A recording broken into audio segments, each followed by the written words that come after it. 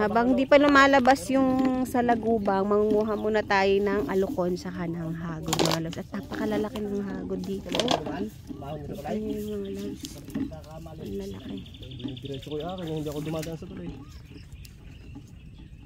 Daming bunga na to, hindi na kasi nakukuhanan. Kaya ayan, hanggang ganyan lang ito. Ano yung alukon. Makapaggulay nga naman. Sa bulsa ko, Jack. Layo mo. Piprito mo yan. Alukon. Wow! Naka na naman sila. Pritong alukon. Masarap sa kalabasa. Kalabasang bunga. Ayun, napakan ko pa yung lagayan. Hala! Lagayan mo? Ba't ganyan natapakan yung lagayan? Pastilan. Tuloy. Adiwa ka na.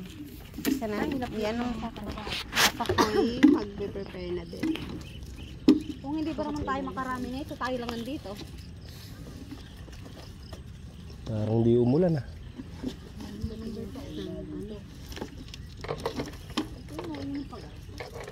Huwag mawalan ng pag-asa. Pwede pa siguro yung malunggay na yan oh. Kuha ka. Native yan. Ito ko lang ilalagay mo. Hagod oh. Ano natin lalagay? Ang lalaki ng hagod. Ano naman natin tayo?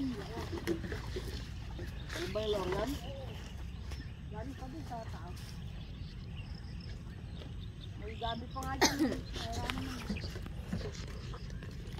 Ay, magrambok tayo.